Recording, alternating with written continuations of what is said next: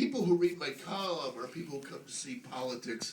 They want to read about politics, and it's covered on the op-ed page. So, but people come to theaters or comedy clubs. You know, you don't always know where they're coming from. You don't know how.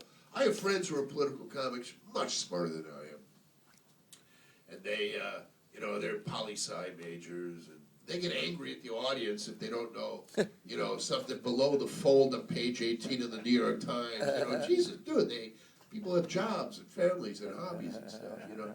So that's why I watch the national news every night, and I can get a barometer from that of what the general public knows. And that's my story, and I'm sticking to it.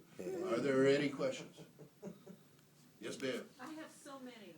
I have many answers. So the first one is, how did you meet Deb and fall in love?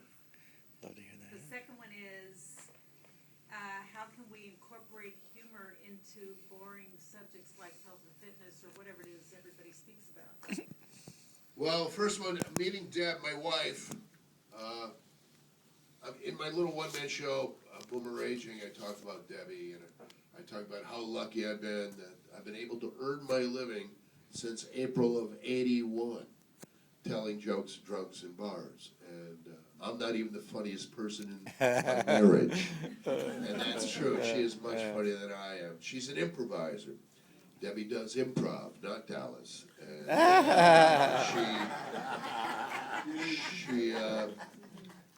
she's actually done some voiceovers. She was in a movie called Nightmare Before Christmas. I don't know. She does 3 of the voices in that movie. She does the little corpse child who says, "There goes Christmas." And she used to get $500 from Fox every Christmas for that, but not anymore. But she's very funny. But she can't write. I mean, she can write, but she doesn't do it as much as she should. But she's acting. She's doing a lot of acting. And we met in a comedy club. Her little group was called Spaghetti Jam. And they've reformed, and they're at the Marsh in Berkeley now, every Friday night, called the Marsh Jam.